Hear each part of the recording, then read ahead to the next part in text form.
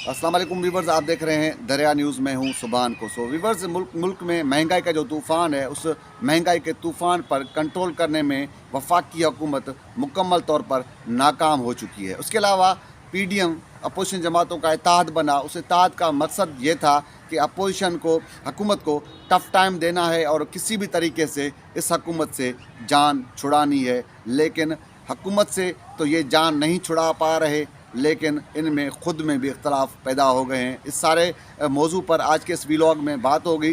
जैसे मैंने स्टार्ट में कहा कि इस मुल्क में महंगाई का जो तूफ़ान है, वो तूफ़ान जो इस मुल्क की जो आवाम है उसका जीना इस तूफ़ान ने जंजाल कर दिया है। हुकूमत इस महंगाई के तूफ़ान पर कंट्रोल करने में मुकम्मल तौर पर नाकाम हो चुकी है।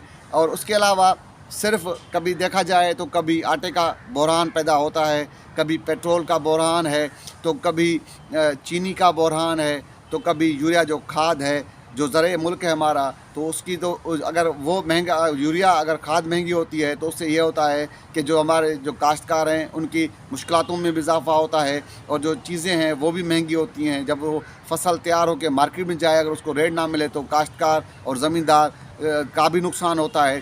तो कभी यूरिया का बहरान है।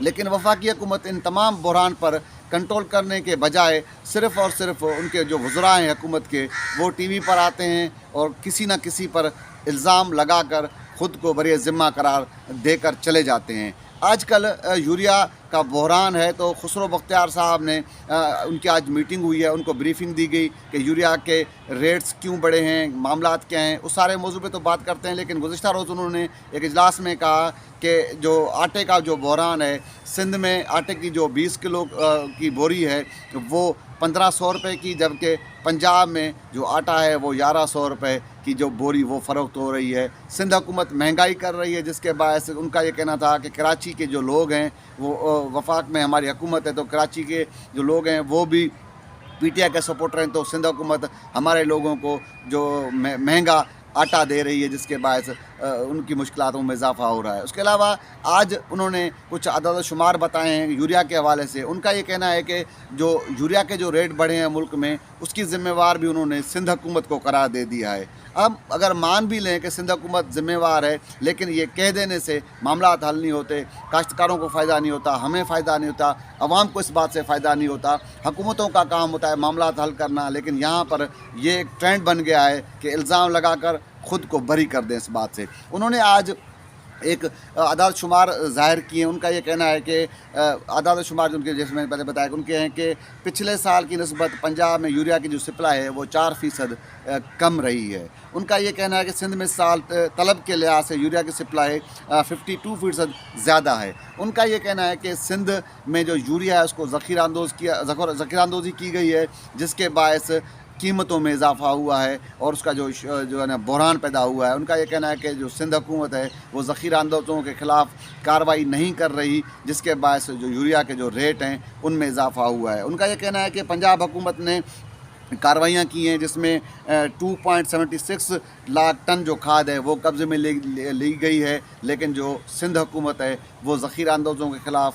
कार्रवाई नहीं कर रही, जिसके बायस जो यूरिया है उनके जो रेट बढ़े हैं। उनका ये कहना था कि तकरीबन 2 से 3 माह तक इस चीज़ों पे कंट्रोल कर लेंगे, तमाम जो महंगाई है उस पर भी कंट्रोल होगी, जो यूरिया के जो रेट हैं उन पर भी कंट्रोल होगा। उन्होंने ये बताया कि सब्सिडी भी दे रहे हैं यूरिया के हवाले से, लेकिन देखते हैं कि अब जैसे मैंने पहले कहा कि सिर्फ इल्ज़ाम देकर ये बरी ज़िम्मा हो जाते हैं, ख़ुद को सारे मामलात से अपनी निजात का ज़रिया करा, किसी इल्ज़ाम लगाकर और ख़ुद को अपनी जान छुड़ा लेते हैं। लेकिन ये जो तर्ज़ है ये इस हुकूमत में ही पैदा हुआ है, लेकिन हुकूमतों का काम लोगों के मामलात हल करना, मुल्क के मामलात हल करना, ये ना कि किसी और पर इल्ज़ाम लगा देने से मामलात हल नहीं होते। ठीक है, अगर हम 2 मिनट के लिए अगर हम मान भी लें कि सिंध में ज़ख़ीरा अंदोज़ी के बायस पूरे मुल्क में जो यूरिया के जो मामला रेट हैं वो बढ़े हैं, लेकिन वफाक की हुकूमत है मुल्क में, उसके अलावा जो दीगर सूबे हैं, KPK है, बलूचिस्तान है, पंजाब है, वहाँ भी रेट बढ़े हुए हैं। तो उन मामलात पर हुकूमत वहाँ पर किस सिंध, अगर ये तो यूरिया का चलो ठीक है, उसके अलावा जैसे दीगर जो चीज़ें हैं वो महंगी हैं, तो उसकी ज़िम्मेवारी वो किस पर आयद करेंगे। जैसे मैंने पहले कहा कि हुकूमत को चीज़ों पर अपने पर काम करना चाहिए, न कि इल्ज़ाम लगा देने से मामलात हल नहीं हो पाएंगे। उसके अलावा जैसे मैंने इंट्रो में कहा था कि एक और मामला है, पीडीएम जो अपोजिशन जमातों का इत्तेहाद बना, उसका मकसद ये था कि इस हुकूमत से जान छुड़ानी है, और उस जान छुड़ाने के हवाले से पीडीएम का इजलास होते रहे, इत्तेहाद बना, फिर पीपल्स पार्टी वहाँ से उस इत्तेहाद से निकल गई, धरना लगा, लॉन्ग मार्च हुए, सारा कुछ हुआ। कुछ दिन पहले भी पीडीएम का जो सरबराही इजलास था, तो मैंने अपने वीलॉग में ये कह दिया था कि अपोजिशन लॉन्ग मार्च की तरफ नहीं जाएगी, और वो इजलास हुआ, और आप लोगों ने, हमने सब ने देखा कि लॉन्ग मार्च की तरफ पीडीएम नहीं गई। अब ये है कि पीडीएम में खुद इख्तलाफ हैं, पीपल्स पार्टी किसी और तरफ सोच रही है, मुस्लिम लीग जो नून है वो किसी और तरफ सोच रही है, मौलाना फजल रहमान है उनका स्टैंड किसी और तरफ का है। तो ये सारे मिल बैठते तो हैं, इजलास तो करते हैं, लेकिन किसी नतीजे पर ये जो इनके इजलास हैं वो नहीं पहुंच रहे, हुकूमत नहीं जा रही, हुकूमत को ये टफ़ टाइम नहीं दे पा रहे। तो ये तितर बितर सारे हो गए हैं, सिर्फ इजलासों की भरमार होती रहती है पीडीएम में। अगर पीडीएम को इजलासों की जो जमात कहा जाए तो ये कम ना होगा, क्योंकि सिर्फ वो इजलास ही करते रहे हैं, लेकिन हुकूमत को किसी किस्म का टफ़ टाइम नहीं दे रहे। और अब तो हुकूमत के जो वज़रा हैं वो तो इनको जिस तरह किसी को चिढ़ाया जाता है तो अब वो उन्हें चिढ़ाते हैं कि सिर्फ इजलास ही करते रहेंगे, इन्होंने इतने सा 1 दिसंबर गुजर गया, दूसरा दिसंबर आ गया, अब तो इस तरह के उनको ताने भी मारना उनके वज़रा ने शुरू कर दिए हैं। लेकिन पीडीएम किसी तरीके से भी कोई अमली तौर पर आपको मैदान में नहीं आ रही और हुकूमत को टफ़ टाइम नहीं दे पा रही। उसके अलावा जैसे इलेक्ट्रॉनिक वोटिंग मशीन का जो बिल है वो जो मुश्तरका इजलास है उसमें पास किया गया, ओवरसीज़ पाकिस्तानी को वोट देने के हवाले से जो बिल था वो पास हो चुका है। अपोजिशन ने ऐलान भी किया था कि इस बिल के ख़िलाफ़ कौमी सुप्रीम कोर्ट में इसको चैलेंज करेंगे, लेकिन अब तक उनकी संजीदगी ये है कि वो इस दोनों और बहुत सारे बिल हैं, लेकिन इन दोनों बिलों को, क्योंकि ज़्यादा खदशात उनके इन दोनों बिल्स पर था,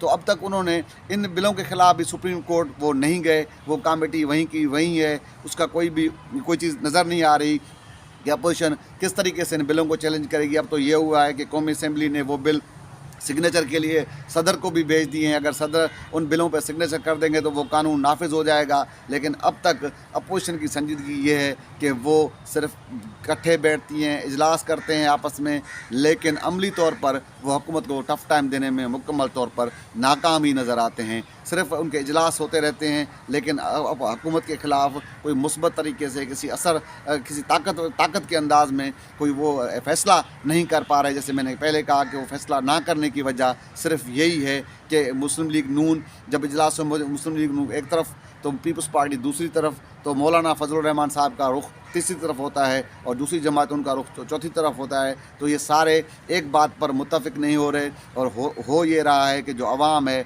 वो महंगाई के इस दलदल में फंसता ही जा रहा है, और ये जो महंगाई का अजाब है ये सारे मुल्क के लोगों को इसने जिस तरह के परेशान कर रखा है। लेकिन जो अपोजिशन जमातें, हुकूमत तो इल्ज़ाम लगा रही है और चीज़ों के रेट बढ़ते हैं तो सिंध हुकूमत पर इल्ज़ाम लगा कर अब खुद को बरी ज़िम्मा करार दे देती है, और अपोजिशन वाले हैं कि वो कुछ कर नहीं पा रहे, और हमारे जो लोग हैं वो इस महंगाई के अजाब में मुब्तला होते जा रहे हैं, और लोगों का जो जीना है वो जंजाल होता जा रहा है। तो उम्मीद है कि आज का ये आपको प्रोग्राम पसंद आया होगा। कल किसी और मौजू पर किसी और पे मुलाकात होगी। अल्लाह हाफ़िज़।